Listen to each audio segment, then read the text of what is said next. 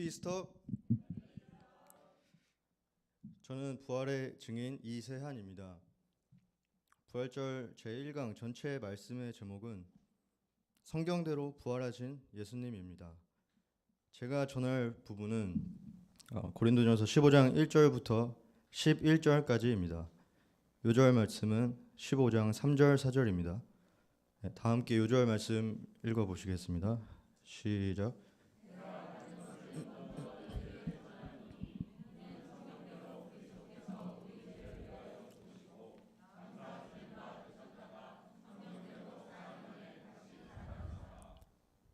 바울은 고린도전서 15장을 통해 부활의 복음을 전합니다. 1절부터 4절까지 성경대로 이루어진 부활의 확실성에 대해 말하며 5절부터 11절까지는 부활의 증인들을 통해 부활의 확실성에 대해 증거합니다. 고린도전서의 수신자는 고린도 교회 성도들이었습니다. 교회의 개척자 바울이 떠난 후 고린도 교회 안에는 음행과 형제 간의 송사 분쟁 등 여러 문제가 나타났습니다. 바울은 그들에게 말씀을 주며 문제를 해결하도록 도왔습니다. 사랑에 대한 고린도전서 13장 말씀을 주었고 마지막으로 부활에 대한 고린도전서 15장 말씀을 주었습니다. 이를 볼 때 성도들의 문제에 대한 근본 해결책이 부활 신앙임을 알 수 있습니다. 파트 1 성경대로 1절을 보십시오. 형제들아 내가 너희에게 전한 복음을 너희에게 알게 하노니. 여기서 알게 한다는 것은 영어로 remind, 곧 기억하게 하는 것입니다. 고린도 성도들이 처음 듣고 영접했던 복음을 잊어버린 채 세상 사람들과 다를 바 없이 살고 있었기 때문에 그들이 처음 들었던 복음을 다시 깨우쳐 준다는 뜻입니다. 2절을 보십시오.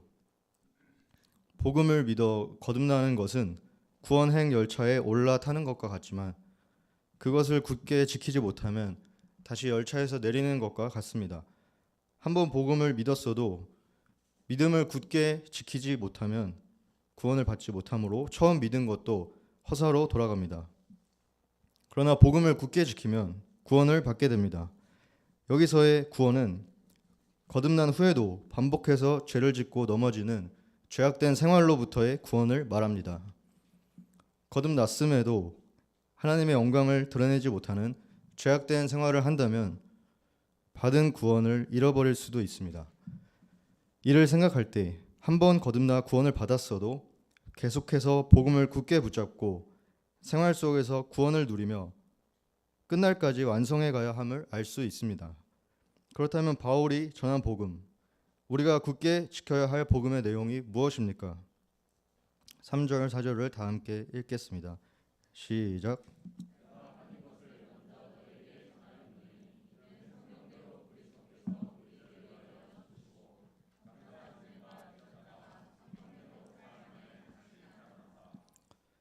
바울이 그토록 중요하게 여긴 복음은 바로 십자가와 부활의 복음입니다.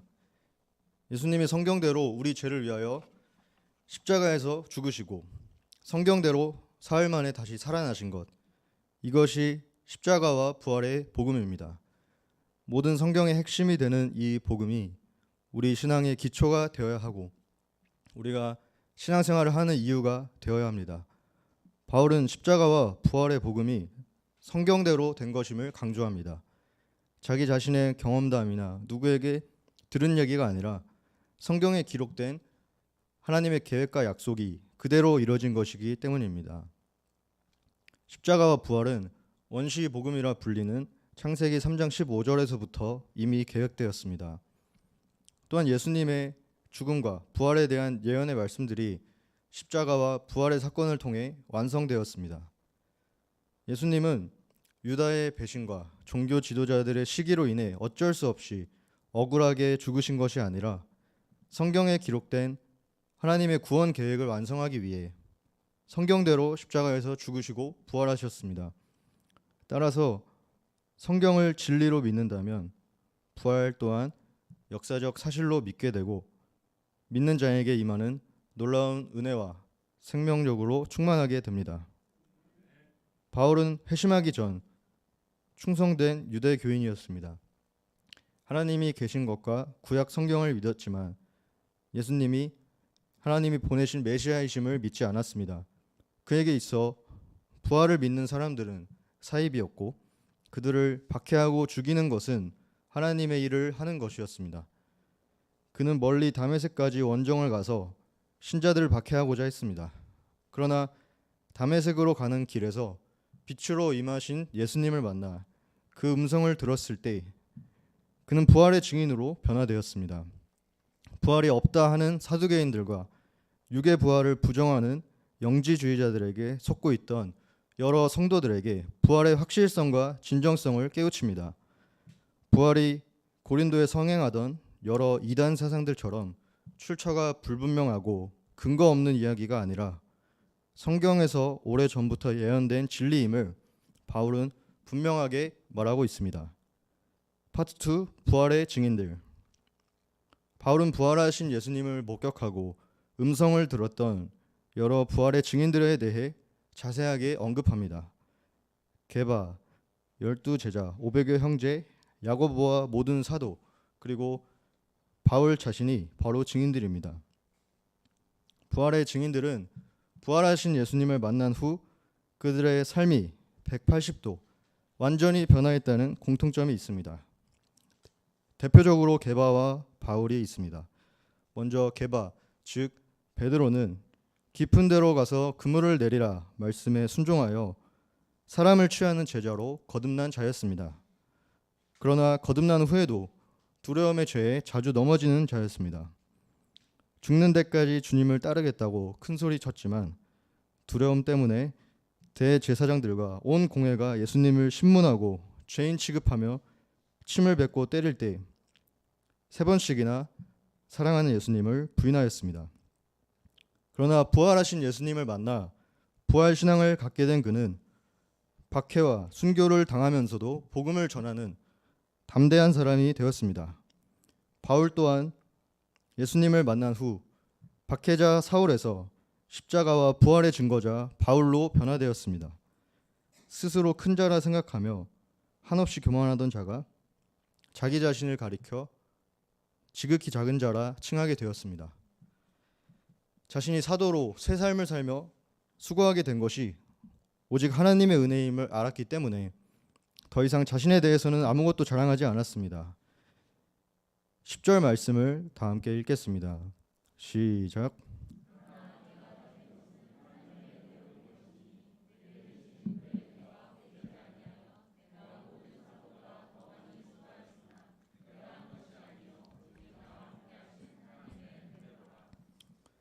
그는 수고한 모든 것들이 자신이 한 것이 아니라 자신과 함께 하시는 하나님의 은혜였다고 말합니다. 갈라디아서 말씀을 볼 때 그가 어떤 마음으로 10절의 고백을 했는지 알 수 있습니다. 내가 그리스도와 함께 십자가에 못 박혔나니 그런즉 이제는 내가 산 것이 아니요 오직 내 안에 그리스도께서 사신 것이라. 그는 죄인 중에 괴수였고 만삭되지 못하여 난 자와 같았기에 자신의 능력과 성실을 의지했다면 결코 사도의 삶을 감당할 수 없었을 것입니다. 그러나 그는 자신 안에 계신 예수님과 부활의 은혜만을 바라보았습니다. 그렇게 했을 때 변화된 자신의 인생이 자신이 사는 것이 아닌 자신 안에 계신 예수님이 사시는 인생임을 깨달았습니다. 그래서 바울은 하나님이 진정으로 원하시는 일을 위해 생명을 들여 수고할 수 있었습니다. 하나님의 원수가 아니라 하나님의 사도로 살게 된 것입니다. 꺼지지 않는 불못에서 영벌에 처할 자가 의의 면류관을 바라보게 되었습니다. 부활의 증인이 되는 은혜는 이처럼 크고 놀라운 것이었습니다. 이 은혜가 너무도 컸기에 그는 먹든지 마시든지 하나님의 영광을 위해 하고자 하였고 하나님을 위해서라면 어디든지 가서 죽음을 두려워하지 않고 복음을 전파했습니다. 삶 자체로 부활을 증거하는 대표적인 부활의 증인이 되었습니다. 하나님은 복음을 굳게 지키기보다 육신의 생각에 빠져 있던 저에게 부활의 증인들을 배우는 기회를 주셨습니다. 부활의 증인들을 보며 제 자신이 부활의 증인으로 살 수 있다는 것이 얼마나 큰 은혜인지 묵상하게 되었습니다. 저는 부모님이 UBF 목자이셨기 때문에 어릴 적부터 부활에 대해 의심하지 않았습니다. 그러나 저에게는 이것이 당연했지만 복음을 처음 접하는 청년들에게 부활을 영접한다는 것은 쉽지 않을 것입니다. 이것을 생각할 때 부활을 확실하게 믿으며 하나님의 자녀로 살게 된 것이 오직 하나님의 은혜임을 고백합니다. 자격 없는 자를 일찍부터 부활의 증인으로 불러주신 하나님의 일방적인 은혜에 감사드립니다. 바울과 같은 극적인 변화는 없었지만 저 또한 예수님이 없었다면 무지와 죄악 속에서 허무하고 고통스러운 인생을 살았을 것입니다. 하나님과 원수로 살았을 것입니다. 제가 부활의 증인으로 살게 하신 놀라운 은혜를 당연히 여기지 않고 이를 헛되이 하지 않는 자가 되어야겠습니다. 바울과 같이 삶을 통해 부활을 증거하는 자가 되어야겠습니다. 부활하신 예수님과 연합하여 하나님의 일이 나의 일이 되고 내가 일하는 것이 아니라 하나님이 일하시는 부활의 증인의 인생 살기를 기도합니다. 제가 기도하고 마치겠습니다. 하나님 아버지, 부활의 말씀 허락해 주셔서 감사합니다. 저희가 부활의 진리를 믿고 굳게 지키며 구원을 완성하고 부활의 증인으로 살 수 있기를 기도합니다. 감사드리며 예수님의 이름으로 기도합니다. 아멘.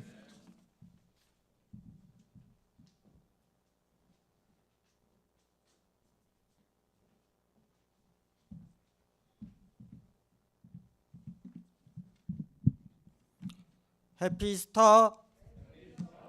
저는 부활의 믿음으로 날마다 죽는 노상현 목자입니다. 제가 전할 부분은 15장 12절에서 34절 말씀입니다. 요절은 20절입니다. 이 말씀을 다 함께 읽어보시겠습니다. 시작.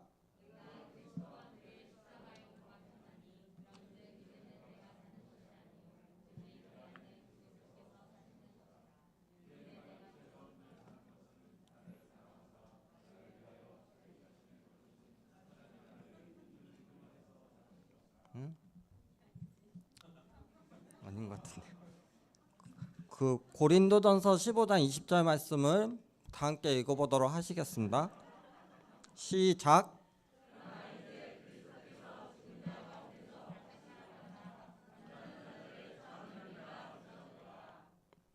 예수님은 인자가 많은 고난을 받고 장로들과 대제사장들과 서기관들에게 버림받아 죽임을 당하고 제3일에 살아나야 하리라 말씀해 주신 대로 우리 죄를 위하여 죽으시고 장사지는 바 되셨다가 성경대로 사흘 만에 다시 살아나셨습니다. 예수님의 부활로 성경에 기록된 말씀은 반드시 이루어진다는 것을 믿을 수 있습니다. 그러나 많은 사람들이 실제로 눈으로 보기까지는 믿지 못하는 경우가 많습니다. 저 역시 과거 예수님을 차갑게 외면하던 자 중 한 명이었습니다. 예수님의 제자 도마조차 예수님의 부활을 의심하였습니다. 도마는 부활하신 예수님께 손을 내밀어 만지고 나서야 비로소 나의 주님이시오 나의 하나님이시니라 고백하였습니다. 그러나 예수님은 보지 못하고 믿는 자들은 복되도다 하셨습니다. 고린도전서 15장 말씀을 통하여 저의 믿음이 예수님의 십자가와 부활에 기초한 복음 신앙이 되어 복음의 증인으로 쓰임받을 수 있기를 기도합니다. 1장. 만일 죽은 자의 부활이 없다면 12절에서 19절까지의 말씀입니다. 12절 말씀을 다 함께 읽겠습니다. 시작.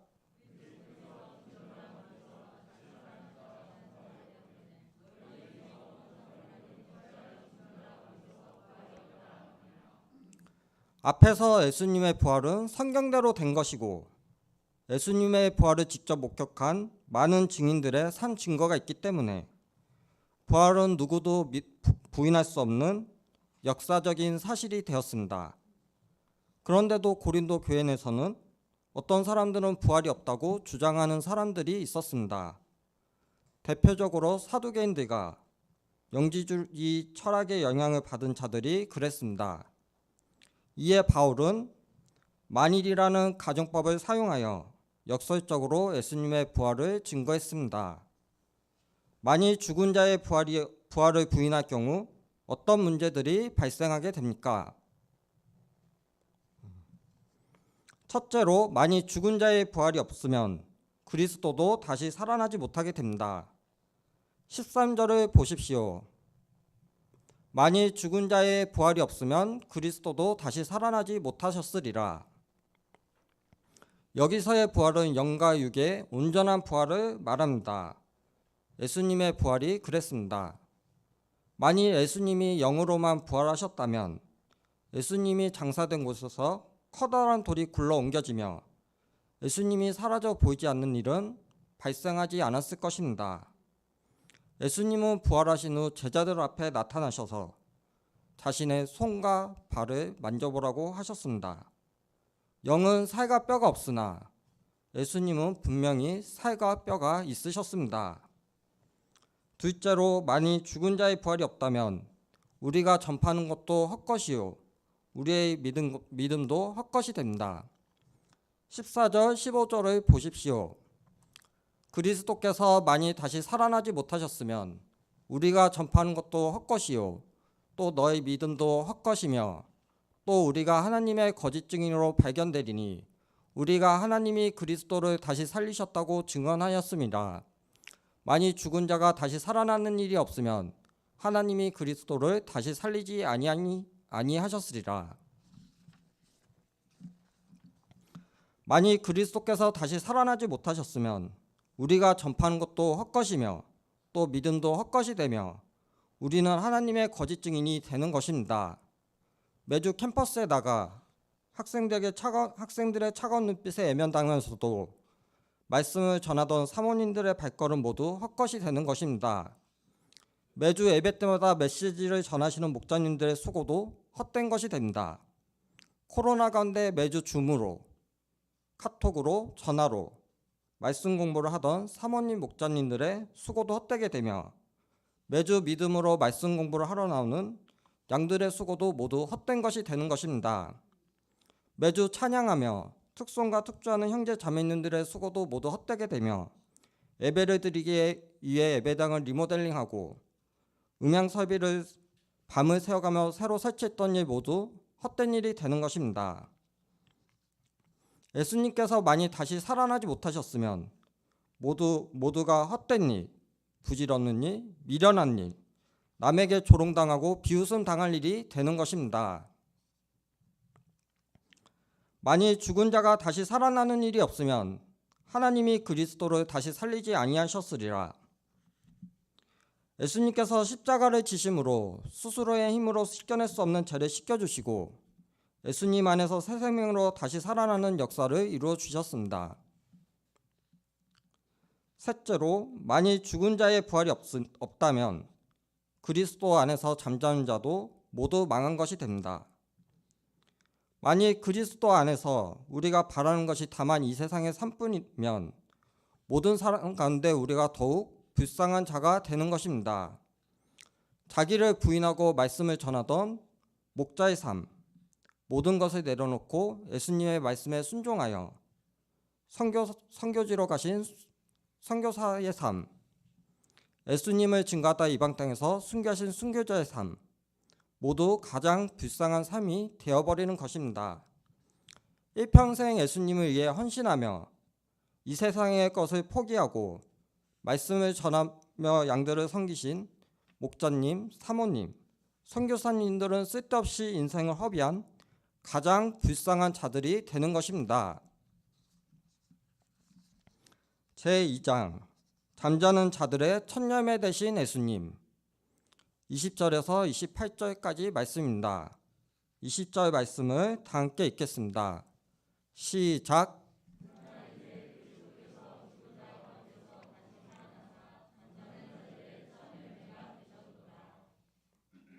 바울은 이제까지 만일이라는 모든 가정을 뒤엎고 예수님이 분명히 죽은 자 가운데서 다시 살아나셨음을 선포합니다. 예수님은 성경대로 죽은 자 가운데서 다시 살아나사 잠자는 자들의 첫 열매가 되셨습니다. 첫 열매는 앞으로 거둬들일 추수의 시작을 뜻합니다. 이는 그리스도의 부활을 시작으로 모든 신자들이 그리스도와 같이 부활하게 된다는 확실한 증표입니다.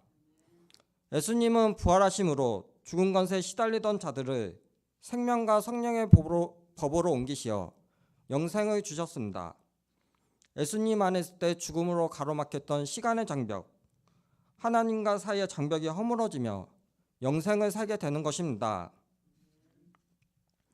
부활은 필연적으로 영생과 연결되게 됩니다.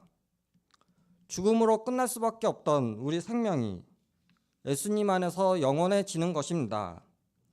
예수님 안에 있을 때 헤어짐은 없게 되며 영원히 함께할 수 있는 삶을 살게 되는 것입니다.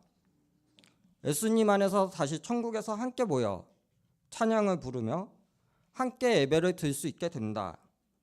예배의 참된 주인이신 예수님과 함께 드리는 예배는 상상만 해도 마음이 뜨거운 예배가 될 것입니다. 21절 말씀을 다 함께 읽어보시겠습니다. 시작.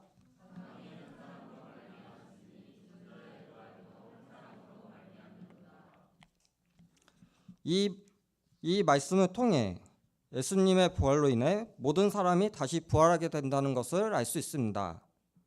아담 안에서 모든 사람이 죄로 인해 죽은 것 같이 그리스도 안에서 모든 사람이 삶을 얻게 됩니다. 그러나 각각 자기 차례대로 되리니 먼저는 첫 열매인 그리스도요, 다음에는 그가 강림하실 때 그리스도에게 속한 자요, 구에는 마지막이니 그가 모든 통치와 모든 권세와 능력을 멸하시고 나라를 아버지 하나님께 바칠 때입니다. 예수님은 만유의 주로서 만물을 발 아래에 복종시키시고 모든 원수를 그 발 아래에 둘 때까지 반드시 왕노릇 하시리니 맨 나중에 멸망받은 원수는 사망입니다. 예수님은 아무도 피할 수 없는 사망 권세를 복종시키셨습니다. 사람이라면 누구나 피할 수 없는 것이 사망이지만 예수님 안에서 영생을 얻은 자에게 사망 권세는 멸망을 받을 뿐입니다. 살아가면서 죽음에 대한 허무함으로 어차피 죽을 거 열심히 할 필요가 있나? 하며 무기력해지기도 합니다. 그러나 부활하신 예수님을 믿으며 예수님 안에 있을 때 죽음은 멸망당하고 예수님의 이름을 힘입어 영원한 생명을 얻게 됩니다. 제3장 예수님 안에서 날마다 죽는 삶. 만일 죽은 자들이 도무지 다시 살아나지 못하면 죽은 자들의 구원을 위하여 세례를 받을 필요도 없고 복음을 전하기 위하여 죽을 위험을 무릅쓸 이유도 사라지게 됩니다. 그러나 예수님의 부활로 우리도 다시 살아남으로 위험을 무릅쓰고 복음을 전하는 삶을 살아야 합니다. 31절 말씀을 다 함께 읽겠습니다. 시작.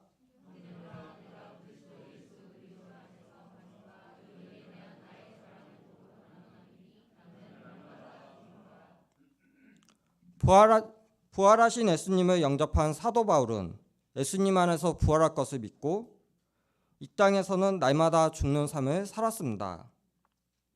사도 바울은 부활하신 예수님을 믿기 전 주의 제자들에 대하여 위협하고 살기가 가득한 자였습니다. 그러나 부활하신 예수님을 만나자 즉시 세례를 받고 각 회당에서 예수님이 하나님의 아들이심을 전파하는 사람으로 변화했습니다. 이를 위해 바울은 날마다 죽노라 간증하였습니다. 사도 바울에게 죽음은 더 이상 두려워할 것이 아니었습니다. 날마다 죽는 삶은 자기를 부인하고 자기 십자가를 지고 예수님을 따르는 삶입니다. 누구든지 제 목숨을 구원하고자 하면 잃게 되지만 누구든지 예수님을 위하여 죽는 삶을 살 때 구원을 받게 됩니다. 그러므로 의를 행하고 죄를 짓지 말라 하십니다. 깨어 의를 행하는 삶은 저의 죄를 씻겨주신 예수님의 뜨거운 사랑과 은혜를 영접하고 예수님의 말씀을 지키며 예수님을 사랑하는 삶입니다. 예수님은 우리에게 성령을 보내주시고 권능을 주시며 땅끝까지 부활의 산 증인된 삶을 살기를 원하십니다. 저는 과거 바울이 에베소에서 맹수와 더불어 싸운 것처럼 사법고시라는 맹수와 싸우던 자였습니다. 저는 사법고시 공부한다는 핑계로 누구를 위해 단 1초도 쓰지 않았습니다. 그러나 예수님은 저의 삶에 말씀으로 임하셔서 저의 삶을 변화시켜 주셨습니다. 무엇을 해도 되는 것이 없던 하얀 도화지와 같던 삶을 무지개 빛으로 색칠해 주셨습니다. 인생의 가장 어두운 순간, 음침한 사망의 골짜기를 지날 때가 예수님께서 부활의 빛으로 찾아와 주시며 주님의 역사심이 시작하는 때였습니다. 예수님의 인도하시는 길은 사람의 눈과 생각으로는 보이지 않는 길입니다. 제가 지금 하고 있는 대학원 박사과정이나 교사, 캠퍼스 목자의 삶, 예배를 섬기며 감사헌금과 11조를 드리는 삶 모두 저는 말씀 공부를 하기 전 한 번도 생각해 본 적이 없는 삶입니다. 오직 부활하신 예수님을 믿었을 때 주님께서 인도하신 삶임을 고백합니다. 부활 신앙이 있는 사람은 부활의 권능 앞에 예수님 안에서 날마다 죽는 삶을 살게 됩니다. 날마다 죽는 삶이란 이전의 삶과는 전혀 다른 삶을 사는 것입니다. 예수님은 저의 삶에도 임하셔서 예수님 안에서 날마다 죽는 삶을 살도록 인도하시고 있습니다. 저는 과거 말씀 공부를 한 지 얼마 안 되었을 때는 예배 시작 전에 제 시간에 온 적이 없는 자였습니다. 예배 끝날 때쯤이나 어슬렁 거리며 나타났습니다. 머리는 길고 몸은 앙상한 가지처럼 말라 강인과 같은 자였습니다. 그러나 십자가의 모든 것을 내어주시고 부활하신 예수님은 뜨거운 사랑과 은혜로 저를 변화시켜 주셨습니다. 저의 의지가 아닌 예수님께서 불어주시는 숨결에 의지하여 살아갈 수 있도록 해주셨습니다. 예수님은 제가 매주 캠퍼스에서 말씀을 전하며 금요일에는 철야 예배, 토요일에는 찬양팀, 주일에는 아침부터 방송실에서 JBF 예배와 주일 예배를 섬길 수 있도록 해주시고 월요일에는 새벽기도 메시지를 섬길 수 있도록 해주시며 섬기는 자가 가장 은혜 받으며 섬김이 은혜임을 알 수 있도록 해주셨습니다. 예수님께서 주시는 모든 사명은 스스로의 힘으로는 단 하나도 할 수 없습니다. 스스로의 힘으로 하고자 하면 괴롭고 힘든 일이 될 뿐입니다.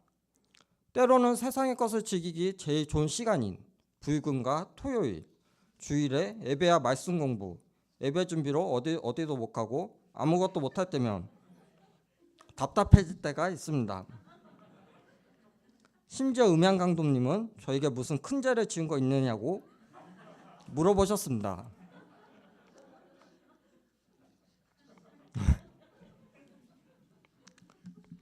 그러나 예수님 안에서 날마다 죽으며 예수님께서 불어주시는 성령의 바람에 몸을 맡길 때 즐겁고 기쁘고 감사한 마음으로 모든 사명을 감당할 수 있게 되는 것입니다.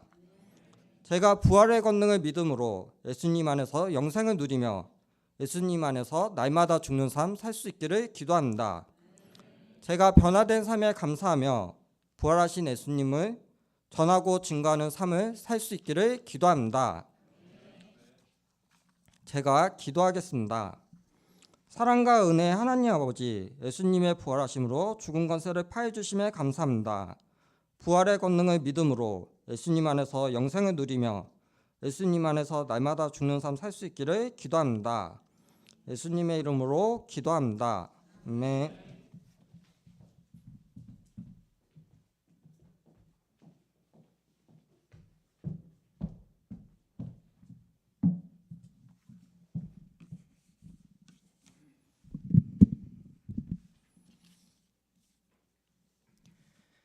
해피 이스터.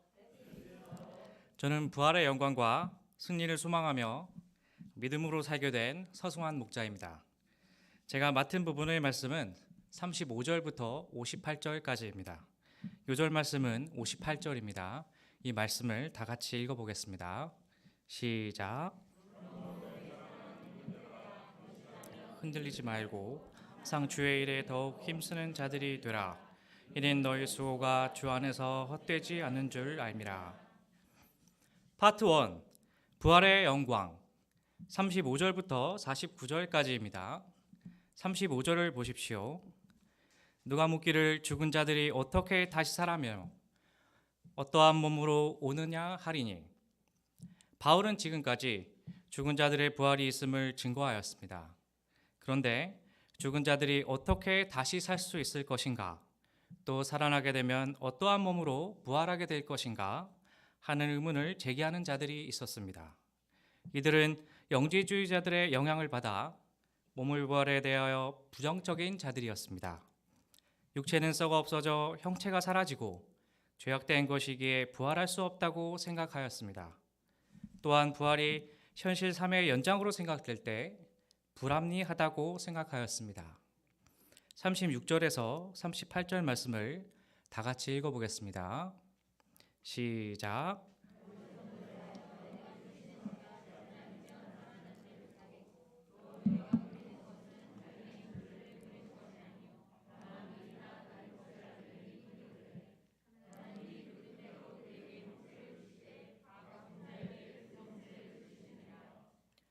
바울은 몸에 부활이 없다고 주장한 자들을 어리석은 자라고 표현합니다.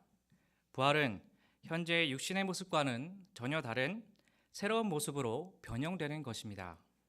과연 죽은 자들이 어떻게 다시 살며 또 어떠한 몸으로 부활하게 되는 것입니까?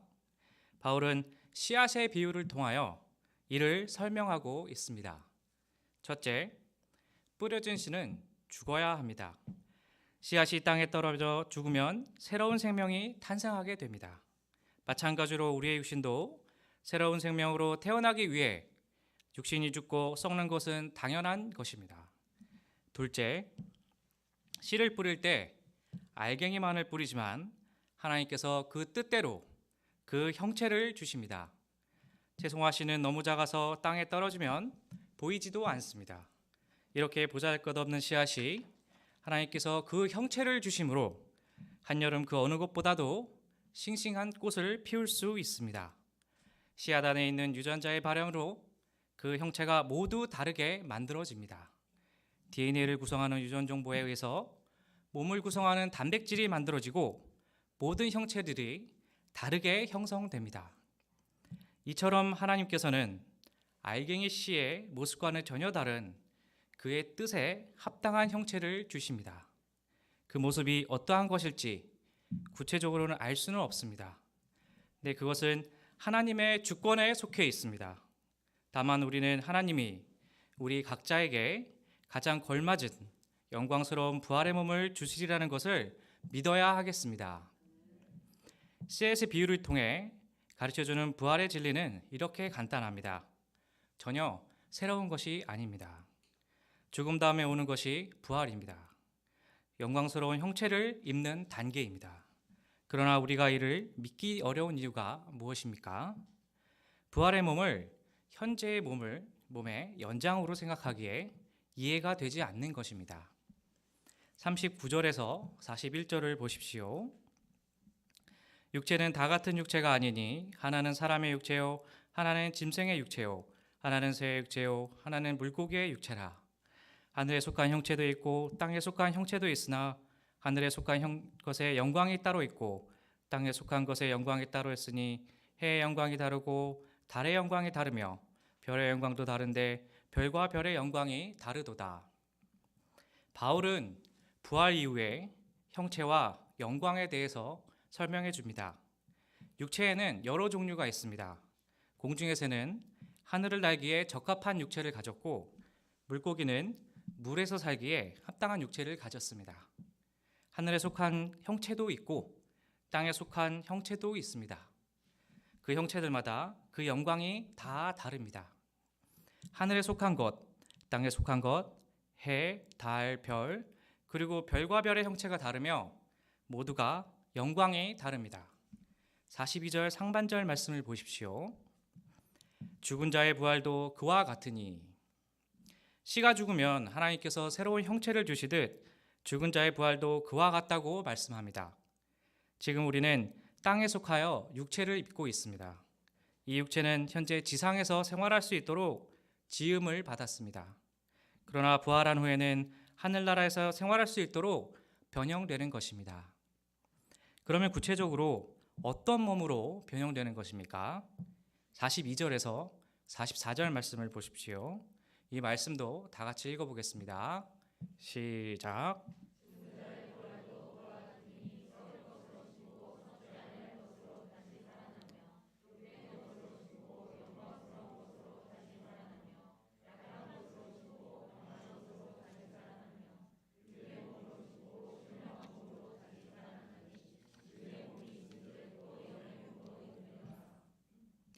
첫째, 썩을 몸으로 심고 썩지 아니할 것으로 다시 살아납니다.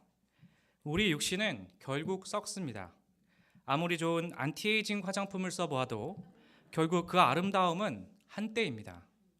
때가 되면 죽어서 묻히고 썩어 없어지게 됩니다. 세상의 삶이 다 이런 것입니다. 이러한 것은 우리의 진정한 소망이 될 수가 없습니다. 그러나 부활의 때에 썩지 않을 몸으로 다시 살게 된다 말씀하고 있습니다.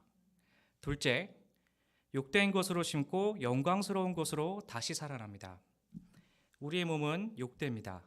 욕되다는 말은 영어로 dishonor, 불명예, 수치, 치욕을 뜻합니다. 지금 우리의 몸은 죄로 인해서 욕됩니다. 온갖 부끄러운 일을 행하며 온갖 추한 모습으로 살아가고 있습니다. 마음으로는 선을 행하고 싶으나 내 안에 있는 죄의 욕망이, 육체의 욕망이 나를 사로잡고 있습니다. 사랑하고 싶으나 미워하고, 거룩하고 싶으나 더럽고 추한 정욕의 욕망에 빠집니다. 그러나 부활할 때 우리는 영광스러운 몸으로 다시 살게 됩니다. 더 이상 죄의 종노릇하지 않는 하나님의 자녀로서 영광의 자유를 누리는 몸을 입게 되는 것입니다. 셋째, 약한 것으로 심고 강한 것으로 다시 살아납니다. 흙으로 지음받은 우리의 몸은 약합니다. 때문에 여러 가지 크고 작은 병에 걸리기 쉽습니다. 2019년도에 깜짝 놀랐습니다. 2019년도에 시작된 200나노미터밖에 되지 않는 코비드19라는 사스코브2 바이러스에 인해서 전 세계에 5억 명이 감염이 되고 600만 명이 죽었습니다. 이렇게 육의 몸은 약합니다. 그리고 우울증과 같은 마음의 병, 정신의 병으로 인해 목숨을 잃기도 합니다. 그러나 부활의 때 강한 몸으로 다시 살게 됩니다. 병들지 않고 더 이상 아프지 않고 죽지 않을 몸으로 부활하게 되는 것입니다. 넷째, 육의 몸으로 심고 신령한 몸으로 다시 살아납니다. 지금 우리의 몸은 육의 몸입니다. 그러나 장차 부활할 때 신령한 몸으로 다시 살게 됩니다. 앞서 오늘 말씀에서 육체를 심는다는 표현을 쓰고 있습니다. 썩을 것으로 심고 욕된 것으로 심고 약한 것으로 심고 육의 몸으로 심고, 바울은 왜 심는다는 표현을 썼을까요? 보통 우리는 씨앗을 심을 때 심는다는 표현을 씁니다.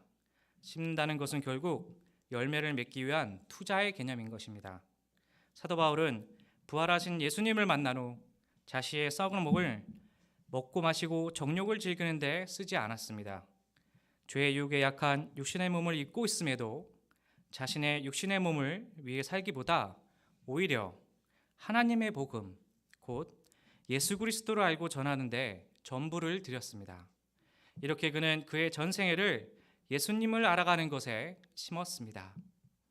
그랬을 때 그의 썩을 육체는 죽었지만 그의 존재는 썩지 아니할 것으로, 영광스러운 것으로, 강한 것으로, 신령한 것으로 다시 살아나게 되었습니다. 우리도 마찬가지입니다. 우리의 몸을 아무리 아끼고 아낀다 하더라도 결국은 죽고 썩습니다. 그러나 이 썩을 몸을 주와 복음 역사에 심으면 영광스러운 모습으로 열매를 맺게 됩니다. 이것이 진정한 웰빙의 삶입니다. 잠시 머물다 가는 세상에 소망을 두지 말고 영원한 것을 위해 심을 줄 아는 참된 가치관을 가져야 하겠습니다. 장차 이루어질 영광스러운 부활의 몸을 바라보며 날마다 예수님 안에 심는 삶을 살아야 하겠습니다. 45절에서 49절 말씀을 보십시오. 기록된 바 첫사람 아담은 생명이 되었다 함과 같이 마지막 아담은 살려주는 영이 되었나니 그러나 먼저는 신령한 사람이 아니요 육의 사람이요 그 다음에 신령한 사람이니라. 첫사람은 땅에서 났으니 흙에 속한 자이거니와 둘째 사람은 하늘에서 나셨느니라. 무릇 흙에 속한 자들은 저 흙에 속한 자와 같고 무릇 하늘에 속한 자들은 저 하늘에 속한 이와 같으니 우리가 흙에 속한 자의 형상을 입은 것 같이 또한 하늘에 속한 이의 형상을 입으리라. 첫사람 아담은 산 영, 리빙 빙이 되었다고 기록되고 있습니다. 마지막 아담이신 예수님은 살려주는 영, 라이프 기빙 스피릿이십니다. 첫사람 아담은 육의 사람이고 마지막 아담이신 예수님은 신령한 사람입니다. 부활의 몸을 입게 될 우리는 마지막 아담이신 예수 그리스도의 형상을 입게 될 것이라고 말씀하고 있습니다. 파트 2, 최후의 승리 50절부터 58절까지의 말씀입니다. 우리가 하늘에 속한 이의 형상을 입어야 하는 이유가 무엇입니까? 50절을 다 같이 읽겠습니다. 시작.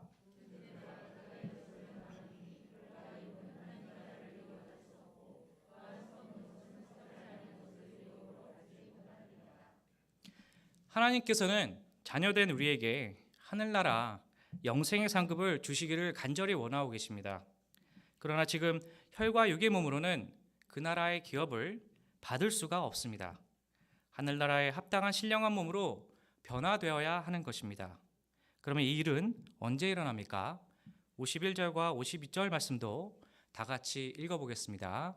시작.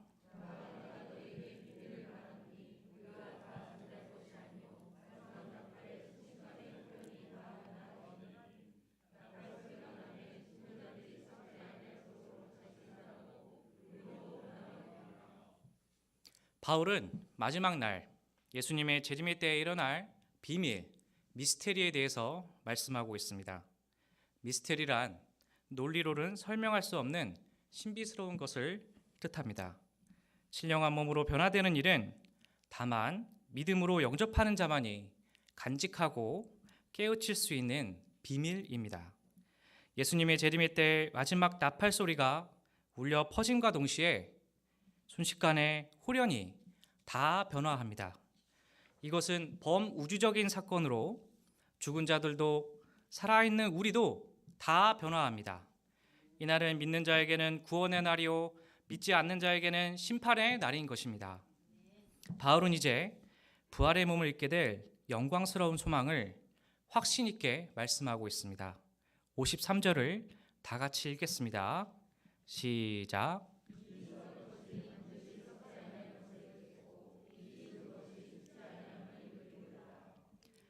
썩지 아니할 것, 죽지 아니함의 새로운 모습으로 변화되는 것은 예수님을 통한 승리의 결과입니다. 지금 우리의 삶은 끊임없는 걱정과 염려에 시달리고 있습니다.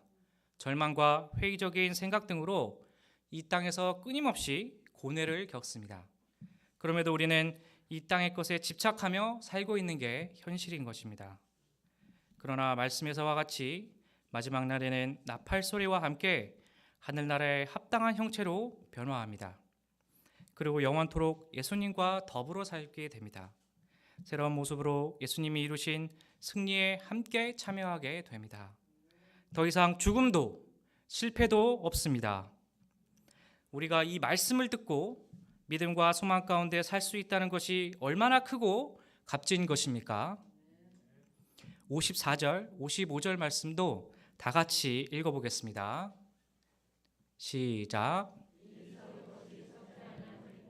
이 죽을 것이 죽지 아니함을 입을 때에는 사망을 삼키고 이기라고 기록된 말씀이 이루어지리라. 사망아 너의 승리가 어디에 있느냐? 사망아 내가 쏘는 것이 어디에 있느냐? 사망을 삼키고 이기리라고 기록된 말씀은 이사야서 25장 8절 사망을 영원히 멸하실 것이라는 말씀을 인용하신 것입니다. 바울은 사망을 삼킨다는 표현을 합니다. 이것은 사망이 사망했다는 의미입니다.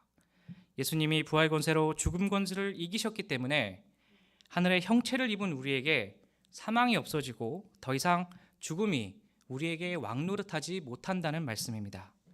주님의 재림의 그날에 사망이 삼킨 바 됩니다. 그리고 바울은 호세아서 13장 14절 말씀을 인용하며 죽음에 대한 승리를 노래합니다. 55절 말씀을 다 함께 큰 목소리로 읽어보겠습니다. 시작. 사망아, 너의 승리가 어디 있느냐? 사망아, 내가 쏘는 것이 어디 있느냐? 사망은 늘 우리 인생 위에 있는 승리자였습니다.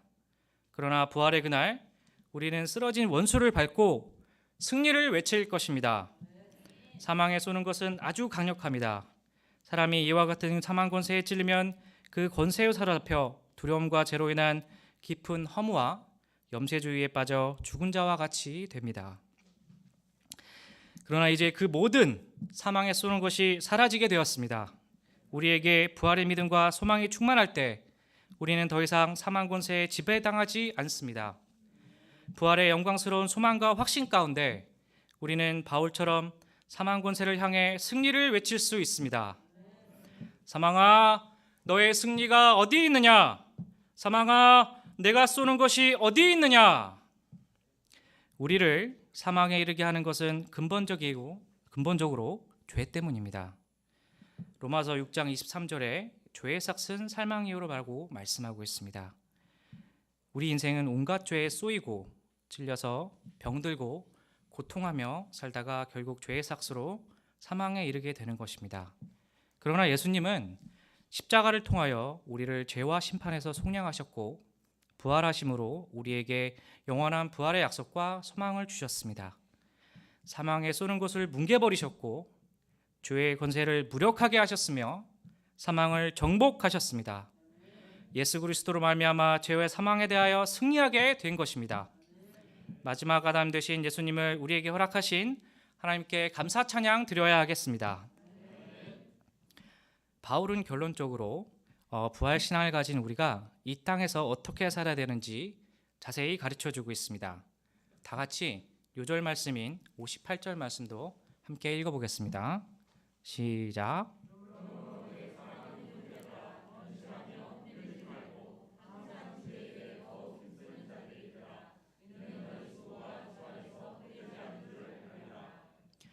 첫째, 견실하며 흔들리지 말아야 합니다. 우리는 부활이 없다는 자들의 말에 흔들리지 말아야 합니다. 둘째, 항상 주의 일에 더욱 힘쓰는 자들이 되어야 합니다. 뿌리를 바꿔서 항상 주의 일에 자신을 드리라는 말씀입니다. 주님의 일은 주님의 뜻을 쫓아 생명을 살리는 일입니다. 하나님을 몰라 사탄에게 종노릇하며 죽어가는 생명을 살리는 일은 결코 헛된 일이 아닙니다. 사도 바울은 확신 있게 증거하였습니다. 이는 너희 수고가 주 안에서 헛되지 않을 줄 알미라. 우리가 주의 일을 더욱 힘써야 하는 이유는 우리의 모든 수고가 말씀에 나타나듯이 주 안에서 결코 헛되지 않음을 알기 때문입니다. 만일 부활이 없다면 우리의 수고는 헛됩니다. 한 번뿐인 인생과 젊음인데 이렇게 희생하고 순종하며 절제하는 삶을 살 이유가 없습니다. 그러나 우리에게는 부활이 있기에 부활의 영원한 미래가 있기에 우리의 모든 수고는 헛되지 않습니다. 부활 신앙을 마음에 품고 소망에 두고 항상 주의 일에 더욱 힘쓰는 자들이 되길 기도합니다. 예수님을 만나기 전 저는 썩어 없어질 것들만 쫓다가 한 줌의 흙으로 돌아갈 수밖에 없는 인생을 살았습니다. 광주과학기술원 박사학위 기간 동안 오직 나의 실적과 성적을 위해 살았습니다. 박사학위를 마치고 정규직 취업에 실패하면서 서강대학교 포스트닥터 과정으로 재직하게 되었습니다. 이를 계기로 경성 UBF 센터에서 다시 말씀 공부를 시작하였지만 저는 비교의식과 열등감, 장래 방향에 대한 두려움으로 내면은 비참하였습니다. 그러나 2017년 여름 수양회에서 누가복음 15장 돌아온 탕자 메시지를 감당하면서 보잘것없는 죄인도 아들로 불러주시고 구원해 주신 예수님의 큰 은혜에 감사하며 회개하게 되었습니다. 이후 놀라운 하나님의 은혜로 취업을 하였고 아름답고 내면이 깊은 김보배 목사님과 믿음의 결혼을 하게 되었습니다. 그리고 하나님께서는 너무도 예쁜 예주를 허락해 주셨습니다. 자격 없는 자에게 주시는 충만한 은혜 가운데 하나님께서는 제가 더 이상 썩을 것만 쫓지 않고 삶의 방향을 정립하게 하시고 예수님을 닮아가는 목자의 삶을 감당하게 하시며 이 땅에서 예수님 안에 심는 삶을 허락하셨습니다. 강야곱, 고은호 형제님들을 섬기도록 인도하심으로 예수님이 가르쳐 주시는 섬김의 자세를 배우게 하셨습니다. 또한 JBF 메시지를 감당을 통해 말씀에 대한 자세와 사모함을 가지도록 훈련시키셨습니다. 계속하여 거룩한 주일 예배의 사회자 직분을 섬기며 말씀을 집중하여 듣도록 인도해 주셨습니다. 평소 저희는 예배를 드리며 졸기도 하고 점심 메뉴를 생각하기도 하고 거룩하지 못한 자세를 가진 자였습니다.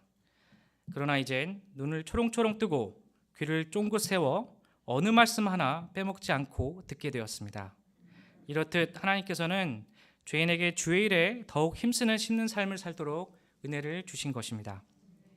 그 가운데 2주 전 고린도전서 15장 말씀에 대한 부활의 메시지 강사로 초청을 받았습니다. 부담스러운 초청에 머릿속으로는 아니오를 생각하였으나 입으로 튀어나오는 말은 네였습니다. 하나님께서는 이번 메시지를 통해 은혜를 주시고자 하신 것이었습니다. 먼저는 부활의 믿음을 통해 진정한 승리의 삶을 가르쳐 주셨습니다.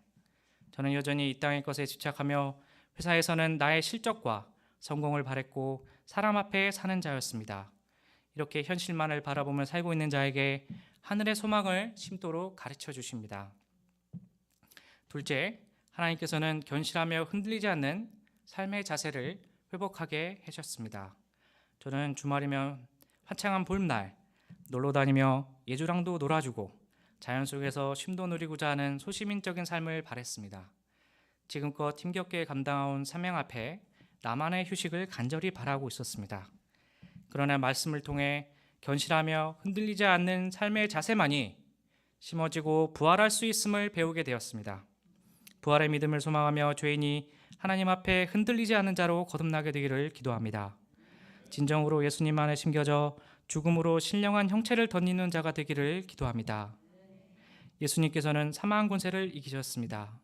우리도 신령한 몸으로 부활할 수 있음을 예수님께서 가르쳐주고 계십니다. 죄인이 이 부활의 믿음을 바탕으로 더 이상 죄의 종노릇하지 않고 흔들리지 않고 견실하며 더욱 주의 일에 힘쓰는 자가 되길 기도합니다. 결론적으로 우리는 우리의 한 번뿐인 인생을 예수님 안에 심어야겠습니다. 흙에 속한 우리가 살려주신 영 되신 예수님 안에 심겨짐으로 마지막 날에 부활하신 예수님으로 말미암아 신령한 몸을 입게 될 수 있습니다. 그리고 이 땅에서도 생명력이 충만한 신앙생활을 하며 부활의 확신 가운데 승리의 삶을 살 수가 있습니다. 그러므로 우리는 부활 신앙을 갖고 견실하며 흔들리지 말고 주의 일에 더욱 힘쓰는 자들이 되어야 하겠습니다. 이 시간 우리에게 승리를 주시는 하나님께 모든 감사와 찬양을 올려드립니다. 다 같이 기도하겠습니다. 살아계신 아버지 하나님, 이 시간 부활절을 맞이하여 고린도전서 말씀을 통해 부활에 관한 소망과 믿음을 주심에 감사드립니다. 저희가 세상 현실만 바라보는 삶을 살지 않고 나의 정욕을 따라 살지 않으며 부활 신앙을 바탕으로 견실하며 흔들리지 않는 삶을 사는 자들이 되게 하시길 기도합니다. 재림의 그날에 얻게 될 부활의 영광스러운 몸을 기대하며 오직 예수님 안에 심는 삶을 사는 자들이 되게 하시길 기도합니다. 더욱더 예수님을 알아가고 배우며 닮아감으로 많은 영혼을 구원에 이르게 하는 복음 전파 역사의 사명을 신실히 감당하는 자들이 되게 하시길 기도합니다. 죄는 다만 예수 그리스도의 이름으로 기도합니다. 아멘.